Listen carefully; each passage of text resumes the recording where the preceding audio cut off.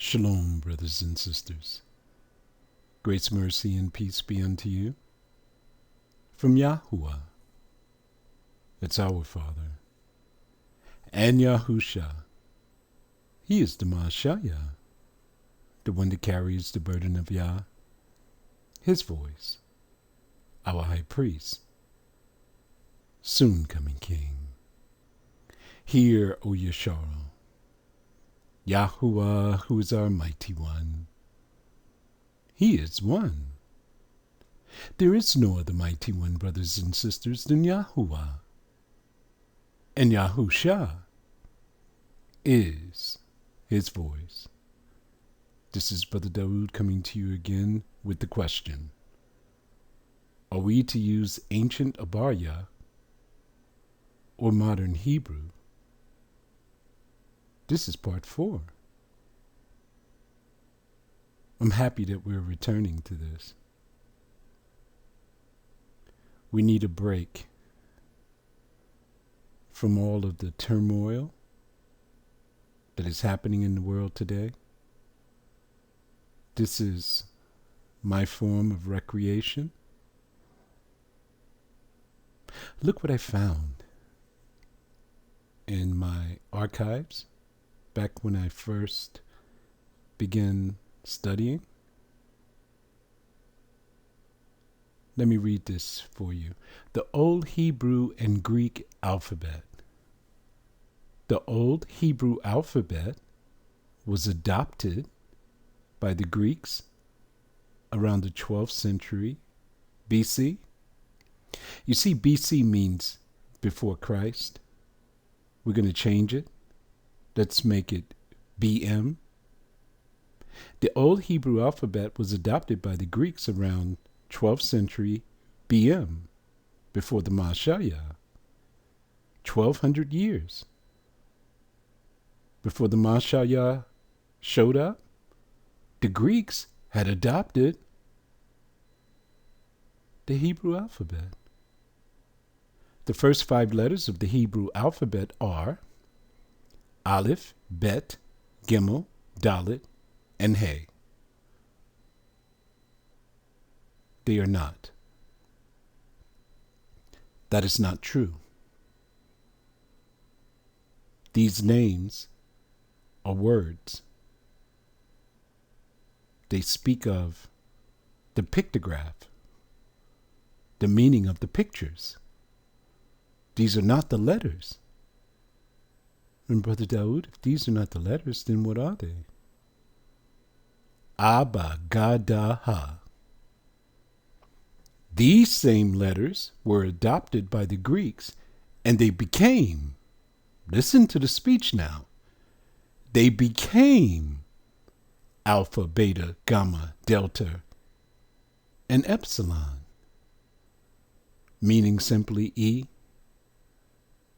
While the Hebrew is usually written from right to left, not usually, always written from right to left, until the Gentiles get a hold of it. Greek was written left to right, and the orientation of the letters were reversed from the Old Hebrew. There's your link, ancienthebrew.org. Look at the first line here. The first 5 letters of the Old Hebrew alphabet. What are they again? Abagadaha. Look at the second one. The first 5 letters of the Old Greek alphabet. And remember, now you're reading from left to right. Aren't they the same? Exact same. But what did they become? Alpha, Beta, Gamma, Delta, Epsilon. Didn't they just tell us that? Over the centuries, these ancient Greek letters evolved into their modern Greek forms. The first 5 letters of the modern Greek alphabet. What are they again? Alpha, Beta, Gamma, Delta, Epsilon. What does that bring to mind? Look at our, what they call black colleges and sororities, fraternities, they say that they use these Greek letters to describe them, right? What, alpha, beta, sigma, phi, or something like that, or alpha, beta, epsilon. But what did we find out today? Originally, these letters come from the old Abarya script. This will be the last time that we visit these two names, the name that is above all names. There's only two candidates. Nothing else can compare. Yahuwah or Yahweh. We're going to dismiss with one of these pronunciations today. All right, I want you to look at the script. You see it there, the 4 letters? What are the letters? Ya, ha, wa, ha. Do you see the wa? Looks like a Y in between the 2 ha's. That is a vowel. Look at the first transliteration, Yahuwah. It has a red U. That U is what we use in transliteration to get the phonetic sound of the wa. But you cannot get the phonetic sound of the wa unless there's an a after. You see the A after the U?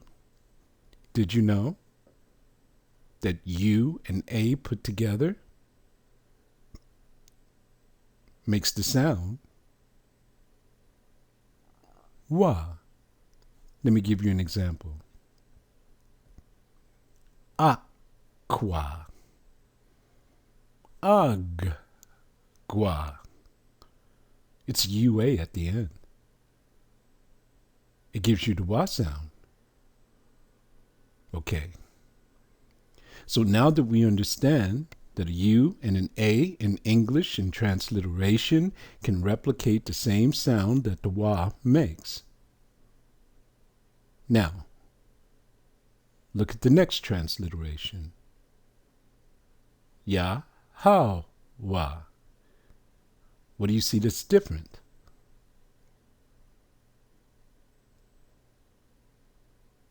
They added an A after the ha, and then put the wa. Look at the script again. 4 letters. You have 2 ha's there. After the first ha, and remember it reads from right to left, would you put an ah sound in between when the vowel already comes after, telling you what to use in your transliteration or in your pronunciation? Do you add an additional vowel? Or do you use the vowel that is provided in the script? I would think that you would use the vowel that is provided in the script. So because they added an additional ah sound there, they got a totally different pronunciation. Why did they add an additional ah, Brother Dawood? Because they made a drastic mistake of saying this. There's no U in Hebrew.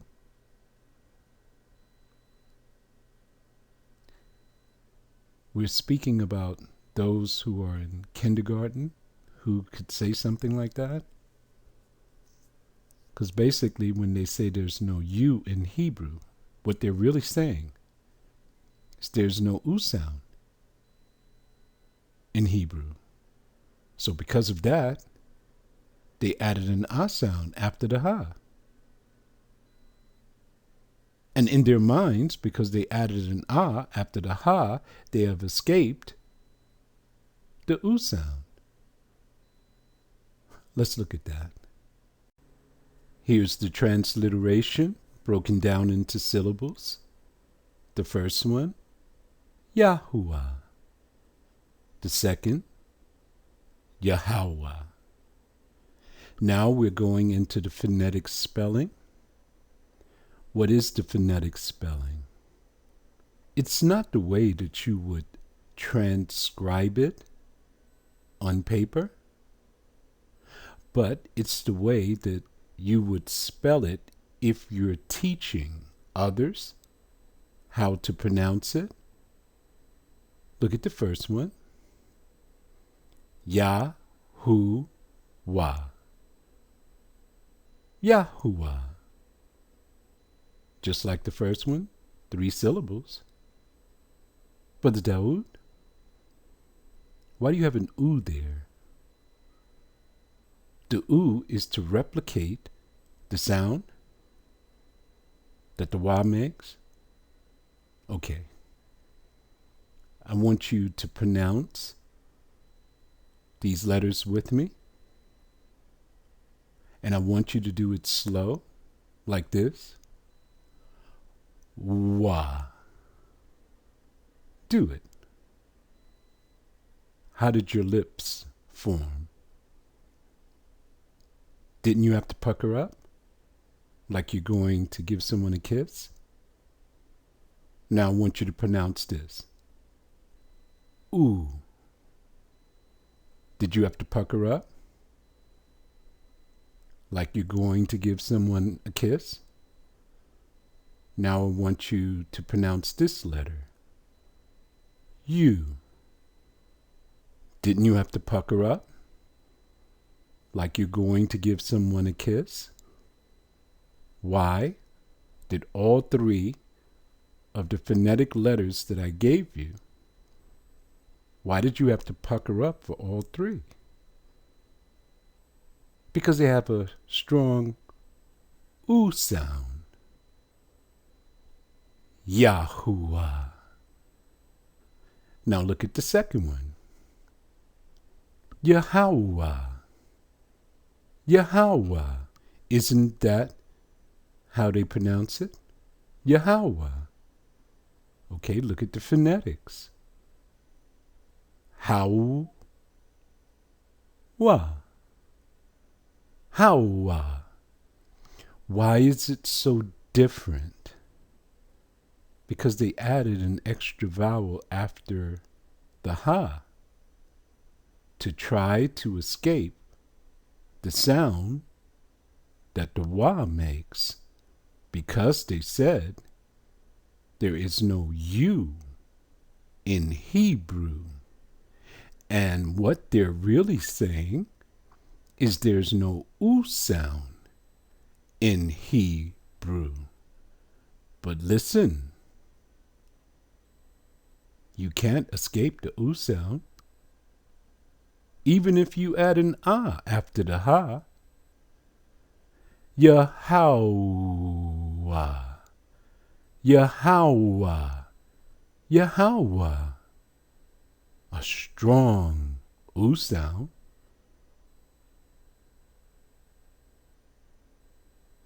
Now we understand where the brothers made their mistake, trying to escape the oo sound and saying that everything is ah, ah, ah, ah, and it's not. The correct pronunciation would be Yahuwah. The vowel follows directly after the ha, and it gives you the phonetic sound, and the U and the A makes the same exact sound as a wa. We're dealing with transliteration. With transliteration, you find the letters that can replicate the phonetic sound that the Hebrew letter would make when you try to bring it into English. Now we can dismiss Yahweh, because they tried to escape a sound that the letter makes So they added an additional letter which makes the transliteration imperfect. Phonetic Abarya letters. In the intro, I made a statement. I told you that the letters are not Aleph, Bet, Gimel, Dalet. Hey, those are names. It describes the picture. If you want to know the letters and their pronunciation, look to the left there. Now look under Abarya. I want to go through this script. There's 4 letters here. Abarya reads from right to left. Look at the first letter. It's an O. See it there? In English, you would say O, right? But it's not an O. In Abarya, it's an An. An. Then you go over to the modern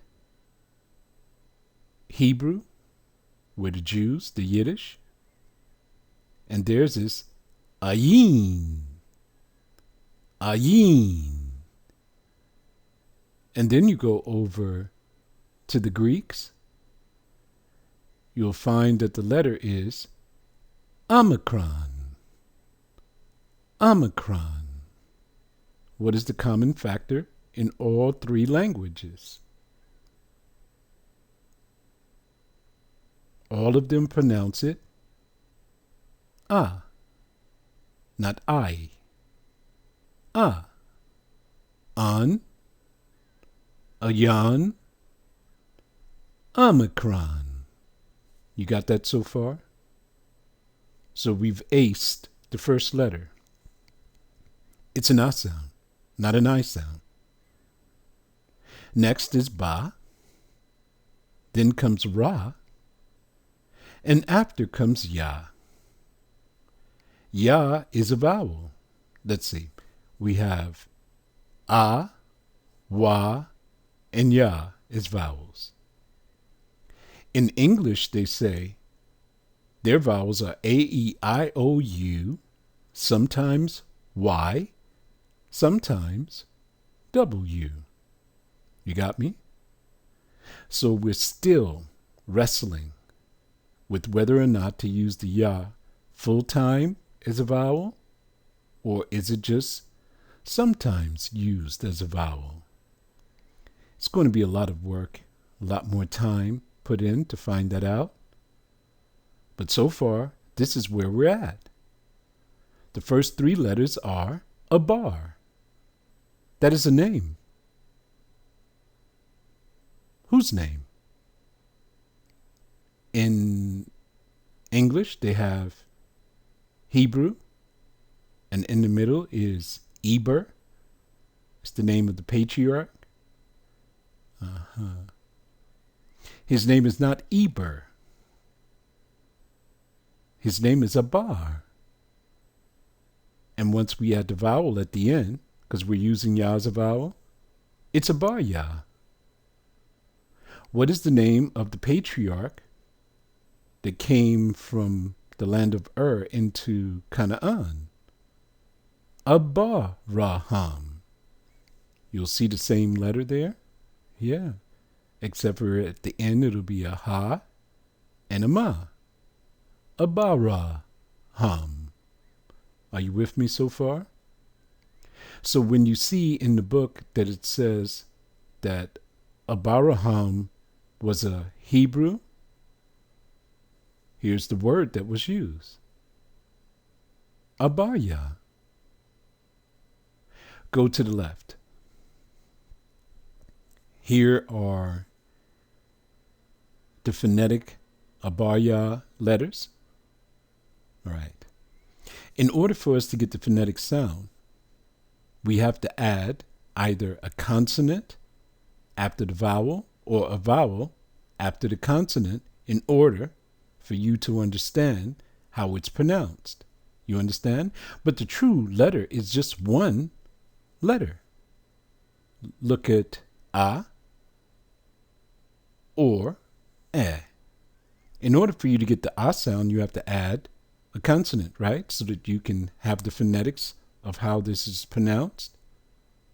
In English, they would have said A. See, the A has an E sound at the end. B, E sound at the end. C, E sound at the end. D, then you come to E. So in order for you to pronounce those letters, you have to have the letter plus a vowel after in order for you to replicate the sound that the letter would make. So here are the sounds. A or E, ba, ga. Let's stop for a second. You see I have a ga lower case. We've learned something recently, didn't we? From our cousins, the Saudis, that they pronounced Hagar not with a strong G sound, but with a soft G sound. Instead of Hagar, they say Hajar. And that's what they call the Hajj when they come and circumambulate around the Kaaba. So we found a letter in Hebrew that could replicate the sound that a J would make, like Hajar, but it's a G. See? G. Jesus has a J sound. You got it? Still under construction. We're looking into it. We're not going to dismiss it. Our next letter is Da, Ha, Wa, Za, He, Te, Ya. All right, let's stop here. We're using Ya as a vowel. You cannot alter Ya at any point in any of your transliterations. What do I mean by alter? You cannot make it Ye, Ya, or any of the transliterations of the Gentiles. It must remain Ya, Y. One letter speaks of his name. It is the name that is above all names. On the pictograph, it is symbolized by an arm stretched forth. Who stretched forth his arm? To the children of Yasharal in the land of Egypt. Yah. If you put an H, a ha after the ah sound, it speaks of an action. He stretched forth his arm to men. But one letter alone speaks of his name. You know the one that you call Joshua? His name originally was Husha. Masha added one letter to his name, Yah, and it became Yahusha. What does it mean? Yahuwah is salvation. In any of your transliterations, do not add any other vowel to the Yah. Let's continue with the rest of the phonetic Abarya letters. Then we have Ka, La, Ma, Na, Sa. An, G, Pa, Ts, Ka, or Ku, you know where you get Q. Ra, Sh, Ta. Now these are our letters with their phonetic sounds.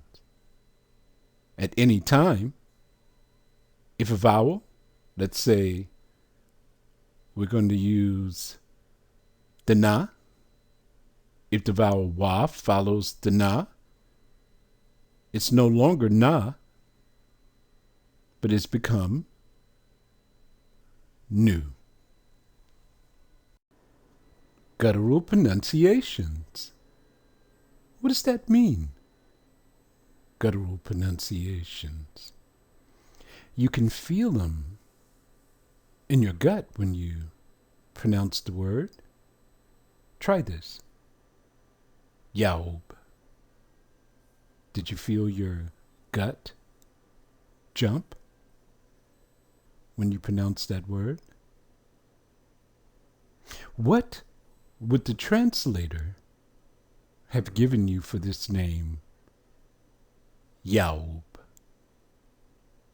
They would have given you Job. Who did they delete? Yeah. It is their practice. They did give you a heads up, did they not? They did say that the name that is above all names is too sacred for them to utter. So they gave you alternatives. In their translation, they're not transliterations. So Job, his name is Yaub. Yaub. In English, you can find words that have this guttural pronunciation also. How. Wow. Look at the letter at the end of each of these guttural pronunciations. It's a W. What is the pronunciation that you get when you add the O and the W together? Ow. What letter would the O represent in order to give you that sound? Omicron. How. Wow. Ow. Look at the next one. Yauna. What would the translator have given you? Jonah. Whose name did they delete? Yeah. Look, I got some words for that too. Town. Brother Daoud, you are a clown. Do you see?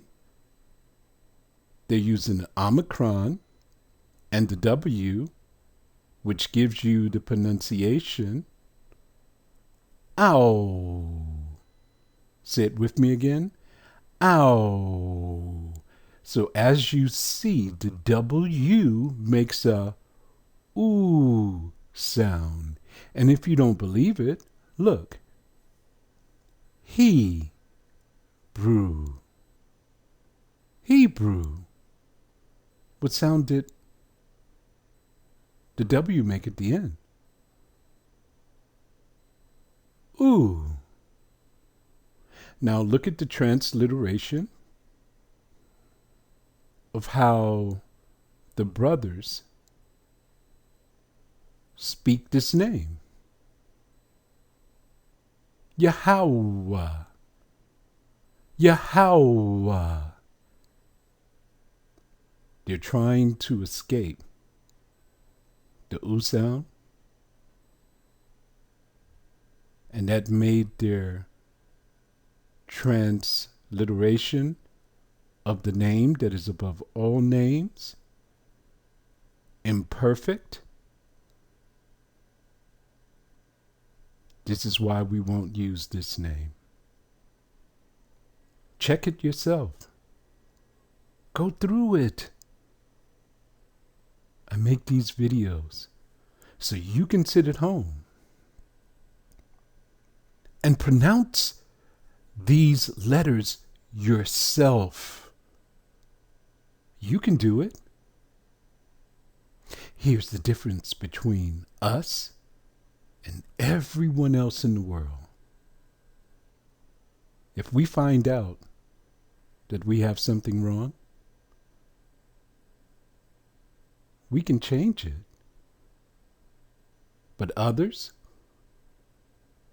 even if they find that their translation, their transliteration is wrong, they double down on it. Even if we're speaking of the name that is above all names. Continue to part 5. Shalom.